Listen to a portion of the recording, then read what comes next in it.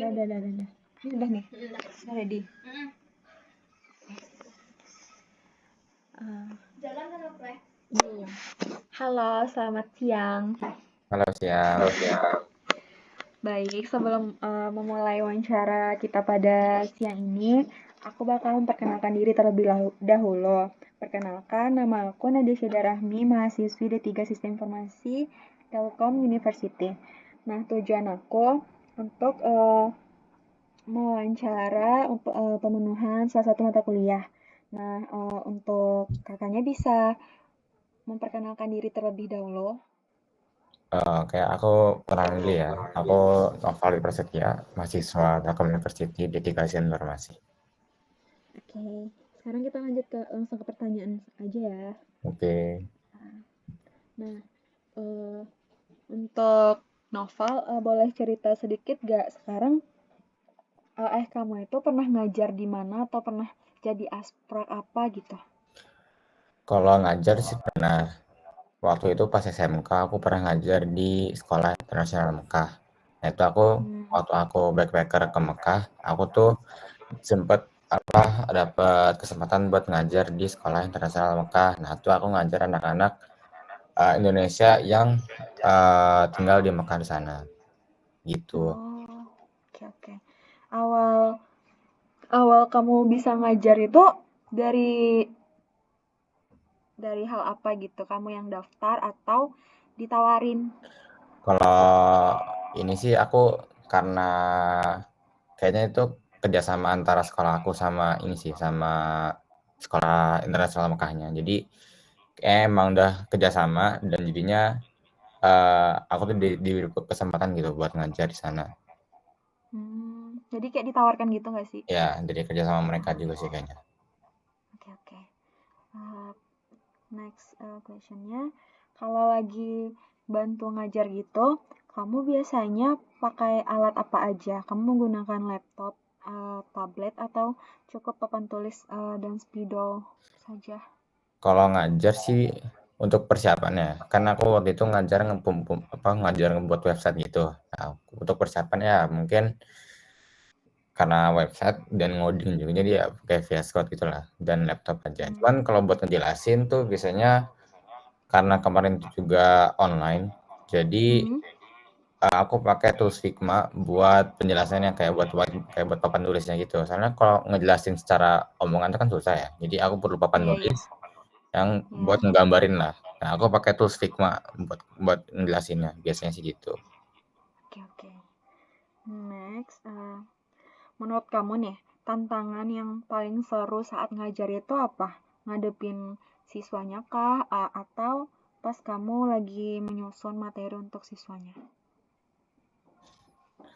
Tantangan yang paling seru. Tantangan tuh nggak ada yang seru, cuman ya udah. Seru-seruin. Tantangannya yang paling ini ya, yang paling berimpact lah. Itu kayaknya pas nyusun materi sih. Soalnya kan kita waktu itu aku tuh ngajarnya dari anak SD sampai SMP kan. Dan itu juga range-nya lumayan jauh gitu. Jadi aku harus tahu skill gap-nya lah buat mereka. Nanti aku nyusunnya tuh materi ada ribet tuh karena anak SD juga ikut dan anak SMP juga ikut. Kayaknya anak SMA juga ada yang ikut deh. Jadinya tuh aku harus buat itu bisa dipahami anak SD dan tidak bukan nyusahin dan nggak ngeberatin yang SMA juga. Jadi ya dari segala umur bisa paham gitu. Nah, jadi aku dibantu sama guru juga waktu itu sih. Terus biasanya kamu punya trik khusus gak biar siswa yang kamu ajar itu bisa lebih paham dengan materi susah yang kamu ajarin gitu? Trik khusus.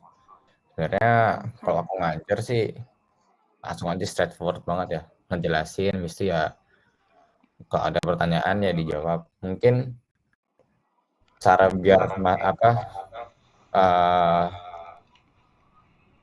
cara biar ininya bisa lebih paham Siswanya itu lebih paham ya. lebih dengan mereka bertanya gitu. Cuman kan kadang-kadang juga kalau misalkan belum terlalu kenal, belum terlalu lagi kemarin kan cuman guru pengganti doang kan aku jadi guru pengganti gitu. Ya karena Ya. belum kenal jadi agak malu gitu kan buat bertanya. Jadi ya kalau triknya sih kurang lebih nggak ada sih, lebih ke sarannya sih, sarannya lebih bisa banyak bertanya gitu. Kayak motivasi gitu ya. Ya kurang lebih. Oke, oke. Nah, biasanya nih kamu cari referensi atau materi tambahan itu dari mana? Kalau materi ya biasanya dari YouTube, dari kelas-kelas online yang pernah aku ikutin, kayak Hmm. coding, ke Coursera, dan juga apa kemarin tuh ya? Lupa apa guys nama website-nya. Pokoknya kan yang berhubungan dengan coding ya. Nah, itu aku bisa nyari di situ. Atau enggak nyari Hmm. juga di platform ada di GitHub juga sih biasanya, Oke. obat codingan. Terus pernah nggak sih kamu itu merasa grogi atau bingung waktu ditanyain siswamu pas ngajar? Kalau misalnya ada nih, gimana cara cara kamu untuk mengatasinya? Ya, kalau itu sih masih sering ya. Kalau lagi pertama kali juga kemarin kan, nggak pernah juga sih. Iya, Karena salah satu yang pertama juga buat ngajar di luar kan. Nah itu iya. paling kalau aku ditanya, aku bakal jawab sebisanya. Dan kalau emang belum mencukupi, karena kemarin kan berdua tuh ya ngajarnya, jadi aku tanya teman aku juga gitu. Dan kalau emang belum mencukupi, aku hold dulu pertanyaannya, aku tanya ke guru, baru aku kasih lagi jawabannya, gitu sih. Baru dikasih jawab gitu. Ya, Oke, oke. Nah, ini yang last question. oke. Kalau kamu bisa merancang platform belajar sendiri nih, Hmm. fitur apa sih yang wajib ada biar bantuin siswanya atau mahasiswa nantinya belajar dengan lebih nyaman dan efektif? Mmm, apa ya, buat pelajarnya ya, Ya, biar pelajarnya sebagai lebih mudah paham gitu. lebih ke visualisasi sih. Soalnya kan kalau menurut saya coding-an itu setiap orang beda-beda kan buat pemahamannya. Ada yang dari Ya, visual, benar. dari baca pun bisa paham, tapi kebanyakan yang saya lihat itu orang bisa bisa paham kalau divisualisasikan gitu. Mau itu berupa video, berupa interaksi apa, interaksi visual gitu, yang penting ada Ya. visualisasinya gitu. Itu bisa nambah apa, mempermudah pemahaman lah. Oke, oke. Nah, kan tadi kamu sempat bilang ya kalau kamu tuh pernah, kalau cari referensi itu di aplikasi di coding, habis itu dan lain-lain yang kamu bilang tadi. Ya, Nah, untuk kenyamanan atau kelebihan di aplikasi yang kamu pelajarin itu di sana apa? Bentuk nyaman supaya kita belajarnya tuh di sana apa fiturnya gitu?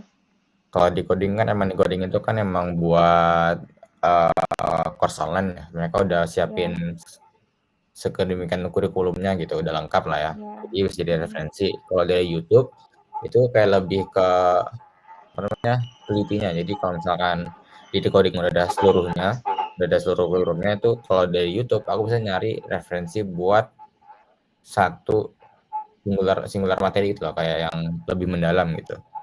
Ya, ya. Kalau decoding kurikulumnya, YouTube itu lebih ke mendetail satu materinya. Iya. Oh, berarti kalau di coding tuh lebih terstruktur gitu ya? Ya, Sesuai karena gitu. emang course online-nya udah tersuat. Oke, oke. Aku rasa cukup untuk wawancara kali ini. Terima kasih ya, Noval. Ya, sama-sama. Ya.